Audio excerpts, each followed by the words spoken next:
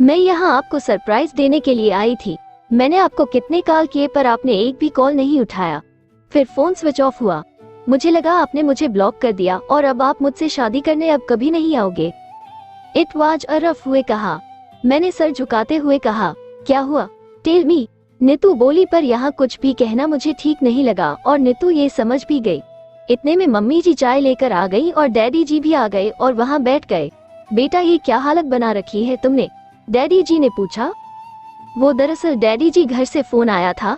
सबने मुझे वापस बुलाया और वहाँ जाकर पता चला कि मेरा परिवार बड़े बुरे हाल से गुजर रहा था। मेरी भतीजी के ससुराल वालों को दुश्मनी के चलते किसी ने सबको जान से मार दिया। बस मेरी भतीजी जैसे कैसे बच गई, तो अभी पूरा घर बहुत परेशान है। ये सुनते ही मम्मी और डैडी जी को बहुत दुख हुआ और उन्होंने सबसे मिलने की इच्छा जाहिर की। जी, मैं पहले नीतू को सबसे मिलवाना चाहता हूँ, मैंने कहा। पर उन्हें एक डर सता रहा था कि कहीं मेरे घर वालों ने शादी के लिए मना कर दिया तो। ऐसा कुछ नहीं होगा डैडी जी, वो मान जाएंगे, मैंने मुस्कुराते हुए कहा। पर ये तो मैं ही जानता था कि ये कितनी बड़ी टेढ़ी खीर है। इधर नीतू मुझसे मेरी हालत का कारण जानने को बेकरार थी, पर यहाँ तो मैं उसे कुछ बताने से रहा, इसलिए वो उठकर खड़ी हुई और मेरी तरफ अपने बैग से निकालकर एक तौलिया फेंका। Get ready. मैं तथा मम्मी डैडी उसकी तरफ हैरानी से देखने लगे, क्योंकि जो इंसान पिछले 48 घंटों से बस रोए जा रहा था, उसमें अचानक इतनी शक्ति कैसे आ गई। हम सबको हैरानी से उसे देखते हुए वो हंसते हुए बोली, क्या हम दोनों घूमने जा रहे हैं? ये सुनकर मम्मी डैडी हंस पड़े और भी मुस्कुरा दिया। नीतू के इसी बचपने का तो मैं दीवाना था। मैं उठा और तभी मेरा फोन आ गया। जी पिताजी। नहीं, सब ठीक है। जी नहीं, कोई घबराने की बात नहीं है, मैं परसों आऊंगा। हाँ जी, कुछ जरूरी काम है। मैंने जरूरी काम है बहुत धीरे से बोला, जिसे कोई सुन नहीं पाया।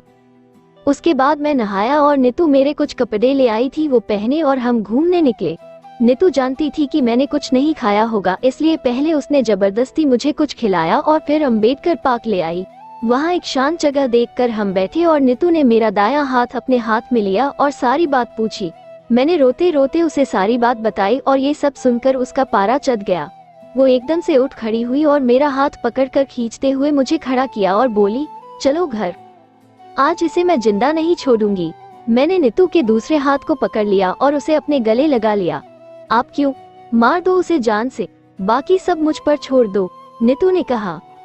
मन तो मेरा भी यही किया था, पर उसकी जान लेकर मैं तुम्हें भी खो दूंगा, मैंने नीतू से अलग होते हुए कहा।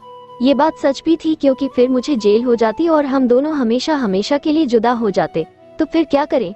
हाथ पर हाथ रखे बैठे रहे। नीतू ने गुस्से से कहा। शादी करेंगे, मैंने कहा और नीतू कुछ सोचते हुए बोली, ठीक है, चलो आज ही घर चलते हैं। नहीं, आज नहीं, कल पहले तुम्हारा बर्थडे सेलिब्रेट करते हैं, मैंने कहा। पर क्यों? वहाँ जाकर सेलिब्रेट करेंगे, नीतू ने कहा। घर वाले इतनी आसानी से हमारी शादी के लिए नहीं मानेंगे और मैं नहीं चाहता कि तुम्हारा जन्मदिन खराब हो। मैंने नीतू को फिर से अपने सीने से लगा लिया। नीतू मेरी बात समझ गई थी और उसने कल के लिए सारा प्लान भी बना लिया था, पर मैं तो बस उसे अपने सीने से चिपकाए साक्षी की कमी को पूरा करना चाह रहा था। पर जो गर्म एहसास मुझे साक्षी को गले लगाने से मिलता था, वो मुझे नीतू को गले लगाने से नहीं मिल रहा था। साक्षी की कमी कोई पूरी नहीं कर सकता था। आपकी दिल की धड़कनें क्यों तेज हैं? नीतू ने पूछा। अब मैं उसे क्या कहता? शायद वो मेरी बात को समझ ना पाती, या फिर वो इसका कुछ और मतलब निकालती, इसलिए मैंने बात घुमा दी। इतने दिनों बाद तुम्हें गले लगाना, इसलिए दिल बेकाबू हो गया। पर नीतू मुझे अच्छे से जानती थी और ये भी जानती थी कि मेरे मन में क्या चल रहा है। मेरे मन के विचारों और पीड़ा को महसूस करके नीतू डर गई थी। जिस सागर को उसने इतनी मुश्किल से संभाला था, कहीं वो फिर से अंतहीन गम की खाई में न गिर जाए। अच्छा ये बताओ, ये तुमने आजकल मुझे आप कहना क्यों शुरू कर दिया? मैंने बातों को आगे बढ़ाते हुए कहा, वरना नीतू को शक हो जाता कि मैं अंदर से दुखी हूँ। मम्मी को देखकर। उस दिन मैं जब आपसे बात कर रही थी तो मम्मी ने मुझे टोका और कहा कि पति परमेश्वर होता है और मुझे आदर से बात करनी चाहिए, जैसे वो करती है पापा से। नीतू ने बड़े भोलेपन से जवाब दिया। मम्मी जी का तात्पर्य था कि शादी के बाद वो मुझे आप कहे, पर ये नीतू का बचपना था जो कि उस बात को अभी से मानना चाहता था।